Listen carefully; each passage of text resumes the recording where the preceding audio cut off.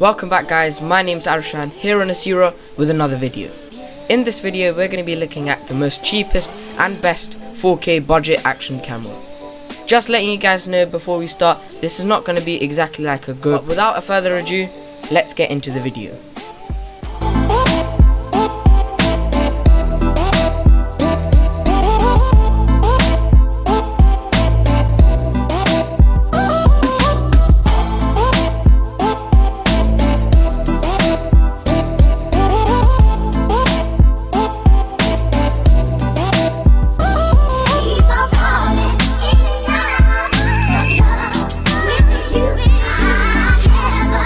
So when you first get the action camera, it arrives in this nice sturdy case with a zip on it. Once you open this case, you will be greeted with so much accessories that you can use on bike rides, skiing, swimming, and pretty much everything. As you guys can see here, you have these L-joint mounts which you can use on bike helmets. You have this for a tripod. And speaking of tripods, if you guys want to use this as a handheld camera, I'd recommend going for the Manfrotto Pixie tripod, which I got recently sent by them. So thank you for that, Manfrotto. It has this button to where you can move the ball head around and use any joint you want. You also get these clips to where you can hook them up to your trousers and use a vlogging point from there. You also get these 3M sticky pads. I'm not sure what you quite do with them, but I guess you can stick them as a permanent vlogging rig. You get a spare back door for the waterproof case, which is down there. I'll put more on that a bit later.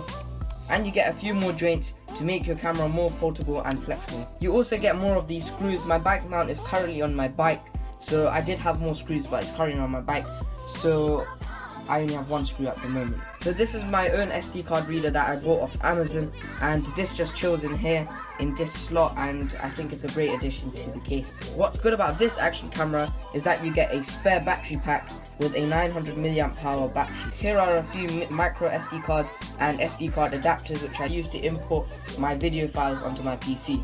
And here's another action camera mount to a tripod mount. In the top net of the case, I have these straps which I can use to strap it onto my helmet. I also have this micro USB charger just lying in there, and I also have a battery charger which I bought separately as well, and this is not included in the package. Other than that, you only have the action camera lying in the foam template. Yes, the camera is not waterproof by itself, so please do be careful and use this case wherever you think that you might get water on the action camera. But this action camera is pretty sturdy, it's pretty strong, even with the case on it, and yeah. And here are the screws. This is what you use the screws for. You can tighten the mounts and tighten them. You can tighten the mounts and loosen them up. This camera does come with a built-in mic, but as I said before, this mic isn't good, and with the case on it makes it even more worse. My suggestion would be using the micro HDMI port and putting microphones, because on Amazon I've seen microphones like that where you can connect it into a micro HDMI and the output would be a microphone in. And that's pretty much it of the action. Overall, this is a great addition to anyone who's traveling around the world and wants to capture everything onto a camera. It is also a great alternative to the GoPro Hero 5 or even Hero 4. I mean, it's not going to be the same quality, but for the price, it's worth it. If you think about it, this goes for around £50 and it's £120 worth camera, which you guys can check in the description below, and I'll put it there. This is a quarter and a bit of the price of an actual GoPro. So in my eyes, this is a bargain, and probably one of the best budget action cameras you can get on the market today. So let's take a look at the device itself. On the back you have a 170-degree wide-angle lens with an on and off button and a flashlight. On the top you have a rubberized plastic feel along with all the sides, and you also have a OK button and an LED indicator. On the left side of the action camera you have a micro HDMI port to share your videos onto TV. You have a micro USB port to charge your action camera, and you also get an SD card to save those videos and put them on a PC. In this case I'm using a class 10 16GB SD card so I can import 4K video. On the right side you have two selection buttons to where you can customize them inside the settings or on your phone, which we'll talk about more on later. And finally on the front you have two LED indicators to let you know if you're charging your device, and you also have a 2-inch LED screen to use as a viewfinder. But yet again, the viewing angles aren't that great. If you turn on the camera, you'll be greeted with the Campark logo. As you guys can see on the home screen, you have what resolution you're filming in, the Wi-Fi, so to see if you're connected to your phone or not, the battery, the date, and also how long you've turned it on for. As you guys can see, the viewing angles isn't that great, and it looks a bit faded and weared out when you look at it from the side. So guys, you can shoot video, you can shoot time lapses, you can even shoot photos in 16 megapixels as it says in the top.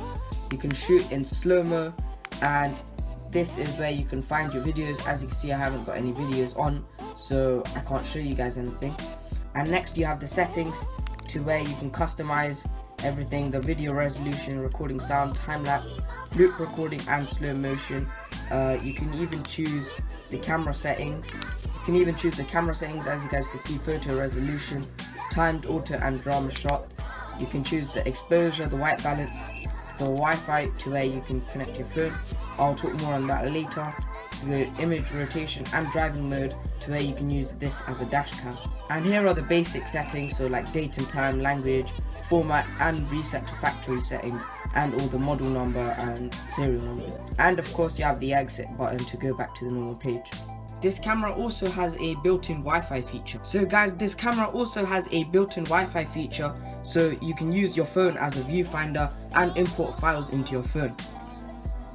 So I'm using an iPhone 6s here. This isn't my phone, but anyways, it's still gonna work, whether you're on iOS or Android. So what you want to do is go to App Store and download this app called XDV with a yellow and black icon. Once you've done that, before opening the app, you want to turn on your action camera. And once it's on, you want to press the up button for about 3 to 5 seconds until you get this Wi-Fi sign. Once you've got this Wi-Fi sign, you're pretty much ready to go. So now you can go into settings and you connect to the action camera's Wi-Fi name and the password. So I'm just going to enter this in and I'll be back. So once you've successfully connected to the camera, you can go back into the app, open it up, and click on the camera's name. Wait for it to load. And as you guys can see what the camera is seeing. So I am moving the camera about, and you guys can even see me right there. So as you guys can see, this works fine. You can also use a bunch of settings here. You can take pictures from here, you can take videos, you can do a time lapse, and you can also check what's been recorded on the device, or you can save it onto your phone. As you guys can see, there's 2 settings. You can even delete them, share them to Instagram, Facebook, or Snapchat. Thank you guys for tuning in for another great video. If you guys like this video, smash that like button, subscribe if you haven't already and you're new to the channel. Share this video, comment down below if you want me to make more reviews and content like this. Stay awesome, and I'll catch you guys on another video. Peace out.